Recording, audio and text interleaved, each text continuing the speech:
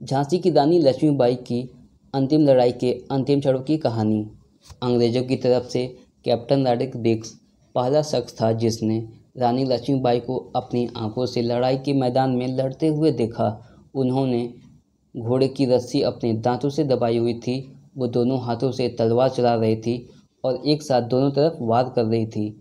उनसे पहले एक और अंग्रेज जॉन लैंग को रानी लक्ष्मीबाई को नज़दीक से देखने का मौका मिला था, लेकिन लड़ाई के मैदान में नहीं, उनकी हवेली में। जब दामोदर के गोद लिए जाने को अंग्रेज ने अवैध घोषित कर दिया तो रानी लक्ष्मीबाई को झांसी का अपना महल छोड़ना पड़ा था। उन्होंने एक 3 मंजिला की साधारण सी हवेली रानी महल में शरण ली थी। रानी ने वकील लैंग की सेवाएं ली, जिसने हाल ही में ब्रिटिश सरकार के खिलाफ एक केस जीता था। लैंग का जन्म ऑस्ट्रेलिया में हुआ था। वो मेरठ में एक अखबार मुफत लाइट निकाला करते थे। लैंग अच्छी तरह फारसी और हिंदुस्तानी बोल लेते थे और ईस्ट इंडिया कंपनी का प्रसारण उन्हें पसंद नहीं करता था, क्योंकि वो हमेशा उन्हें घेरने की कोशिश किया करते थे। जब लैंग पहली बार झांसी आए तो रानी ने उनको लेने के लिए घोड़े का एक रथ आगरा भेजा था। उनको झांसी लाने के लिए रानी ने अपने दीवान और अपने एक सहयोगी को आगरा रवाना किया। सहयोगी के हाथ में बर्फ से भरी बाल्टी थी, जिसमें पानी, बियर और चुनिंदा वाइन्स की बोतलें रखी हुई थी। पूरे रास्ते एक नौकर लैंग को पंखा करते आया था।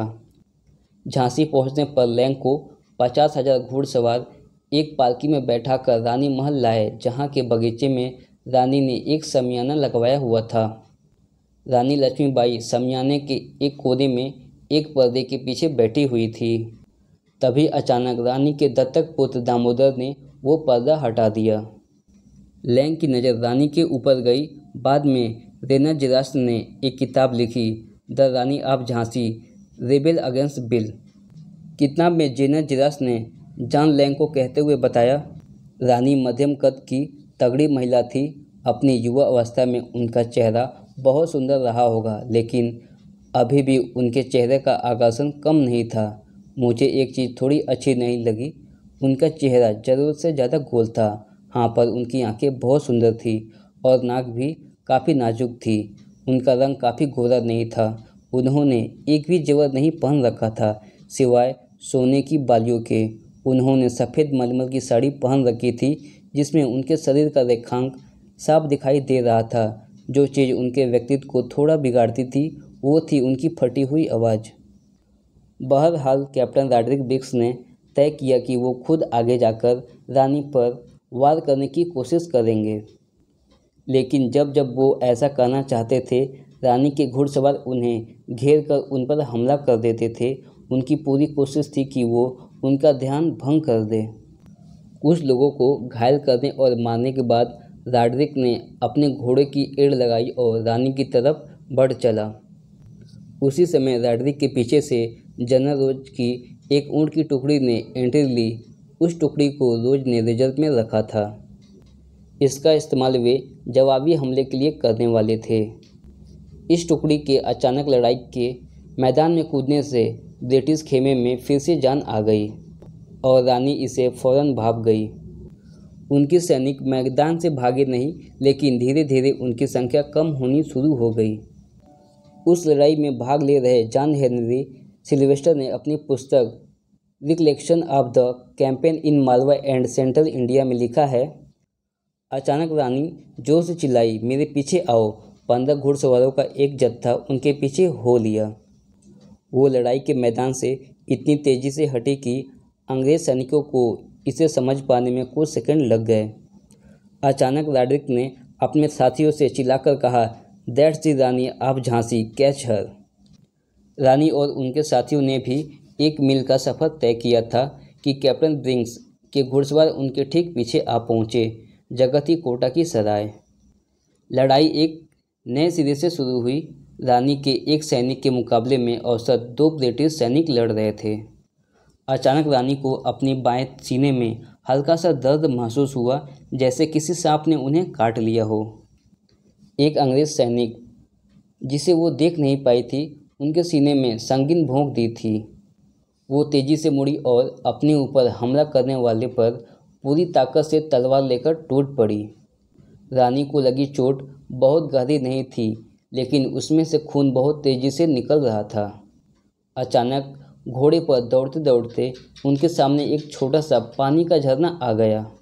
उन्होंने सोचा कि वो घोड़े की एक छलांग लगाएंगी और घोड़ा झरने के पार हो जाएगा, तब उनको कोई भी नहीं पकड़ सकेगा। उन्होंने घोड़े में एड़ लगाई, लेकिन वो घोड़ा छलांग लगाने के बजाय इतनी तेज़ी से रुका कि वो करीब करीब उसकी गर्दन के ऊपर लटक गई। उन्होंने फिर एक एड़ लगाई, लेकिन घोड़े ने 1 इंच भी आगे बढ़ने से इनकार कर दिया।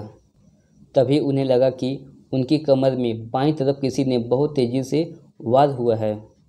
उनको राइफल की एक गोली लगी थी। रानी के बाएं हाथ की तलवार छूटकर जमीन पर गिर गई। उन्होंने उस हाथ से अपनी कमर से निकलने वाले खून को दबाकर रोकने की कोशिश की। एंटोनियो फ्रेजर ने अपनी पुस्तक द वॉरियर क्वीन में लिखा है, तब तक एक अंग्रेज रानी के घोड़े के बगल में पहुंच चुका था। उसने रानी पर वार करने के लिए अपनी तलवार ऊपर उठाई। रानी ने भी उसका वार रोकने के लिए दाहिनी हाथ में पकड़ी अपनी तलवार ऊपर की। उस अंग्रेज की तलवार से उनके सिर पर इतनी तेज़ी से लगी कि उनका माथा फट गया और वो उससे निकलने वाले खून से लगभग अंधी हो गई। तब रानी ने अपनी पूरी ताकत लगाकर अंग्रेज सैनिक पर जवाबी वार किया, लेकिन वो सिर्फ उसके कंधे को ही घायल कर पाई और रानी घोड़े से नीचे गिर गई। तभी उनके एक सैनिक ने अपने घोड़े से कूदकर उन्हें अपने कंधों में उठा लिया और पास के एक मंदिर में ले गया। रानी तब तक जीवित थी। मंदिर के पुजारी ने उनके सूखे हुए होठों को एक बोतल में रखा, गंगा जल लगाकर तर किया। रानी बहुत बुरी हालत में थी। धीरे धीरे वो अपना होश खो रही थी। उधर मंदिर के अहाते के बाहर लगातार फायरिंग चल रही थी। अंतिम सैनिक को मारने के बाद अंग्रेज सैनिकों समझने लगे कि उन्होंने अपना पूरा काम कर दिया है। तभी रॉड्रिक ने जोर से चिल्लाया, और वो मंदिर के अंदर गए हैं, उन पर हमला करो, रानी अभी भी जिंदा है। उधर पुजारियों ने रानी के लिए अंतिम प्रार्थना करना शुरू कर दी थी। रानी की एक आंख अंग्रेज की सैनिक की कटार से लगी चोट के कारण बंद थी। उन्होंने बहुत मुश्किल से अपनी दूसरी आंख खोली। उन्हें सब कुछ धुंधला दिखाई दे रहा था और उनके मुंह से रुक रुक कर शब्द निकल रहे थे। दामोदर, मैं उसे तुम्हारी देख रेख में छोड़ती हूँ। उसे छावनी ले जाओ, दौड़ो, उसे ले जाओ। बहुत मुश्किल से उन्होंने अपने गले से मोतियों का हार निकालने की कोशिश की, लेकिन वो ऐसा नहीं कर पाई और फिर बेहोश हो गई। मंदिर के पुजारी ने उनके गले से हार उतारकर उनके एक अंगरक्षक के हाथ में रख दिया। इसे रखो दामोदर के लिए। रानी की सांसें तेजी से चलने लगी थी। उनकी चोट से खून निकलकर उनके फेफड़ों में घुस रहा था। धीरे धीरे वो डूबने लगी थी। अचानक उनमें फिर से जान आ गई और वो बोली, अंग्रेज़ों को मेरा शरीर नहीं मिलनी चाहिए। ये कहते ही उनका शरीर एक ओर लुढ़क गया। उनकी सांसों में एक और झटका आया और फिर से सब कुछ शांत हो गया। झांसी की रानी लक्ष्मीबाई ने अपने प्राण त्याग दिए। वहाँ मौजूद रानी के अंगरक्षकों ने आनन फानन में कुछ लकड़ियाँ जमा की और उन पर रानी के पार्थिव शरीर को रखकर आग लगा दी थी। उनके चारों तरफ राइफलों की गोलियों की आवाज़ बढ़ती चली जा रही थी। मंदिर की दीवार के बाहर सैकड़ों ब्रिटिश सैनिक पहुंच गए थे। मंदिर के अंदर सिर्फ 3 राइफलें अंग्रेज़ों पर गोलियां बरसा रही थी। पहले एक राइफल शांत हुई, फिर दूसरी और फिर तीसरी राइफल भी शांत हो गई। जब अंग्रेज मंदिर के अंदर घुसे तो वहां से कोई आवाज़ नहीं आ रही थी। सब कुछ शांत था। सबसे पहले रॉड्रिक विंग्स अंदर घुसे। वहां रानी के सैनिकों और पुजारियों के कई दर्जन रक्त रंजीव शव पड़े हुए थे। एक भी आदमी जीवित नहीं बचा था। उन्हें सिर्फ एक शव की तलाश थी। तभी उनकी नज़र एक चिता पर पड़ी जिसकी लपटें अभी भी धीमी पड़ रही थी। उन्होंने अपने बूट से उसे बुझाने की कोशिश की। तभी उसे मानव शरीर के जले हुए अवशेष दिखाई दिए। रानी की हड्डियां करीब करीब राख बन चुकी थी। इस लड़ाई में लड़ रहे कैप्टन क्लेमेंट वॉकर हेनिज ने बाद में रानी के अंतिम क्षणों का वर्णन करते हुए लिखा, हमारा विरोध खत्म हो चुका था। सिर्फ कुछ सैनिकों से घिरी और हथियारों से लैस एक महिला अपने सैनिकों में कुछ जान फूंकने की कोशिश कर रही थी।